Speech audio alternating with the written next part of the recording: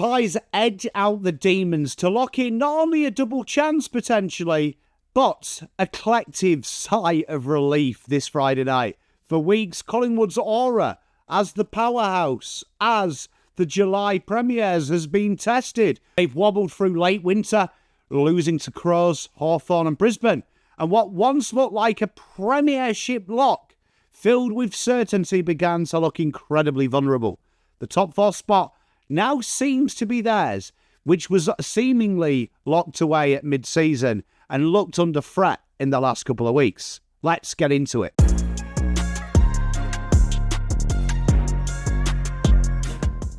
So when the final siren blew at the G, confirming a 6-point win over the Demons, and when news filtered through hours later that Port Adelaide had stunned Gold Coast, Collingwood's double chance was pretty much locked away.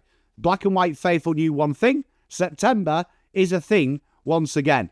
Run through them, it wasn't pretty, it wasn't dominant. For 3 quarters, Collingwood flirted with disaster, but in the final stanza they recovered the essence of what made them a premiership team as recently as 2023. Their relentless refusal to die wandering. 4 goals in 11 minutes turned looming defeat into vital victory, and more importantly, belief. This wasn't another home and away game. The stakes were layered. They were immense. A loss to Melbourne would have left Collingwood's top 4 hopes completely shattered, reliant on others to save them. This was the reality, and what was made starker was the fact that the Demons, with nothing to play for, they came in with heart.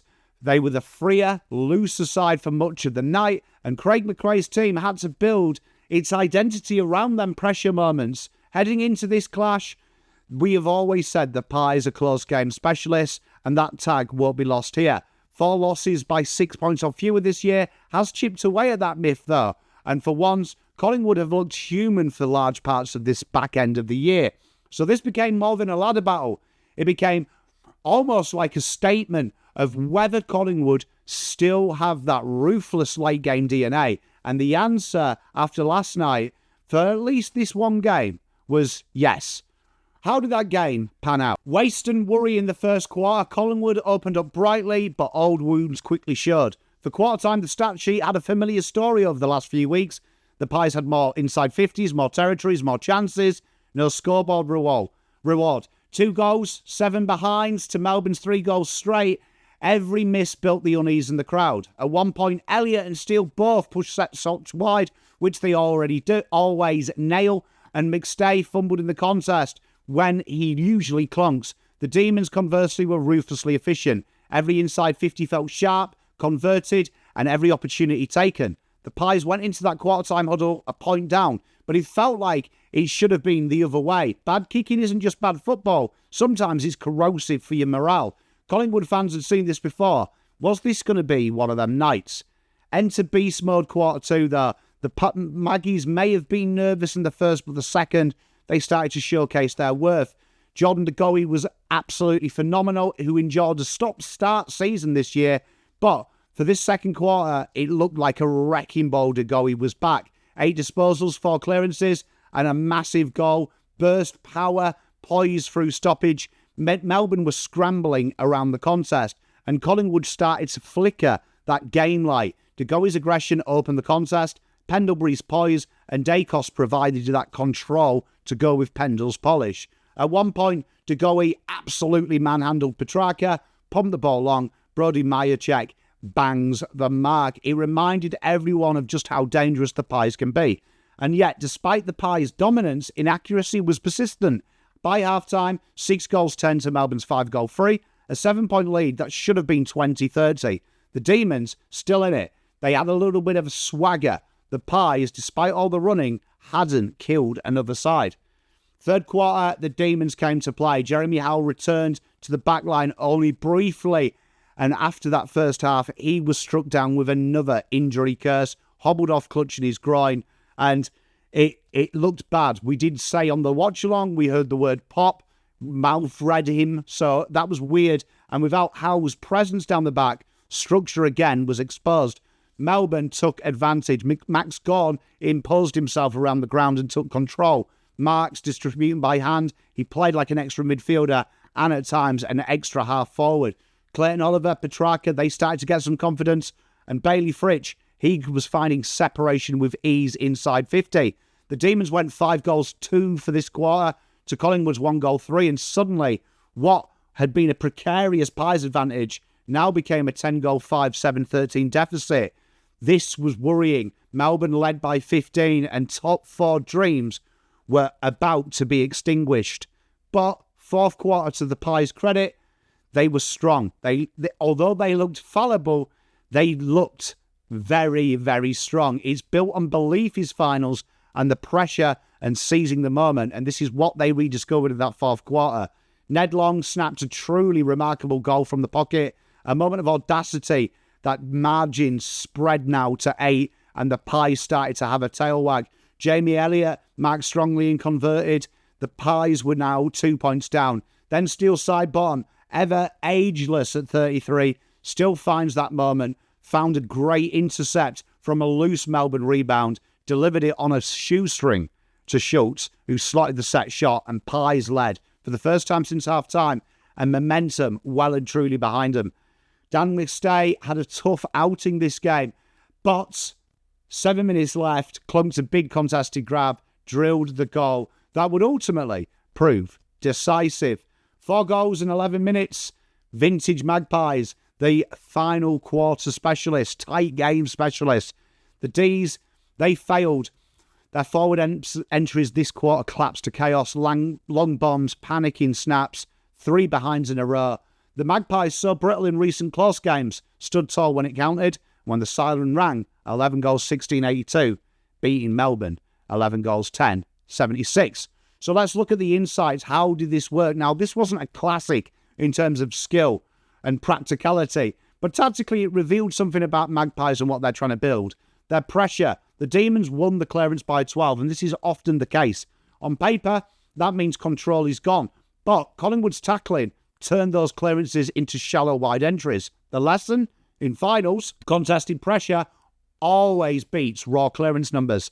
The small forwards, again, they shape games. Lockie Schultz, Jamie Elliott combined for 4 goals and countless tackles and multiple pressure acts. Finals are often won by these small forwards and your forward half pressure and taking them half chances. Them two look primed. Howe's absence is a problem though. The backline does feel incomplete. Maynard was forced to play taller. Frampton worked overtime, and Moore again was left exposed at times. Against Crows or Brisbane, this fragility could be fatal. Composure in the chaos. Melbourne panicked. Collingwood didn't. The contrast in finals football is a nutshell. That leadership when the storm hits, one side has to thrive, and at the minute they do. For Melbourne, this is a long case of what do they do in the off-season. They have to change up that makeup, but there's no doubt Petrarca and Oliver will be a key part of that discussion. Pendlebury, one more can be said about him. 36 year, 380 games. He remains Collingwood's barometer, doesn't he? 8 disposals in the last quarter, intercepts deep in defence, precision kicks, calmer of the chaos. He doesn't just play football, he conducts it. On Friday night, when panic threatened, he slowed the tempo right down to the right option and invariably got them going. He's one of the most important players in this side, and literally, I know the focus is on Nick Dacos, but Pendlebury is still a master. September preview was exciting. Dacos versus Langdon. Langdon reprised that tagging duty, and for 3 quarters he worked. Dacos was serviceable, but subdued. His usual burst runs were absent, but finals are about persistence. In the last quarter, Dacos found space, metres gained, and sliced the D's apart. He wasn't dominant, but he was dangerous. If Collingwood are to beat Adelaide, Brisbane and Geelong, they need to find a way of negating this tag and getting him involved earlier. Friday night showed he has the patience to do a hard tag, but can he always find a way? And football is sometimes about seizing the moment. Dan McStay had a really tough game, spilled some really easy marks, but with 7 minutes left, he redeemed himself, marked and gold. Big, big, big statement there. He needs a bit of form in this because they really do need a lot from Myercheck, Membry and McStay to really help see them go deep into September. And that injury cloud again under Howe. Did they bring him back too early? McQuarrie as well had a little injury concern. Myercheck, he was having his hand checked at times. It's not always just about form in finals. Sometimes it's about health. And at the minute, Collingwood have got to hope they can nurse these players in this break and get them ready for finals. So what does this mean now? Where does that leave the Pies? If Adelaide beat North, the Pies likely face them in Adelaide week 1. If Brisbane beat Hawthorn, the Pies travel up to the Gather. If any of the other results happen, there is a very, very slim chance they miss the top 4. But here's the truth. Collingwood, for some reason, thrive on this adversity. They've done it before, and Friday night wasn't just a win. It was just a reminder to keep them in your thoughts come September. A month ago, Collingwood did look spent and they were sliding down. They called it the July Premiership hangover, an injury list starting to build, team that looked short of belief. But on Friday night, they have managed to find a little bit of themselves. They were inaccurate, they were imperfect, and far from their best. But games like this, when they're on the line, just sometimes you need to remember who you are. And they remembered how to win the unwinnable. They remembered how to rise when September beckons. The Pies are back in the top 4. The double chance looks to be theirs. And the final narrative is clear. Don't write Collingwood off. And if you do, you'll do it at your peril. I've been PommyInOz. Thank you very much. Make sure you like and subscribe. Got loads of finals content, loads of draft, loads of off-season. And then when that finishes, loads of fun. This community is the best community on YouTube, so we'd love you to be a part of it. See you soon. Toodle pip. Pom out.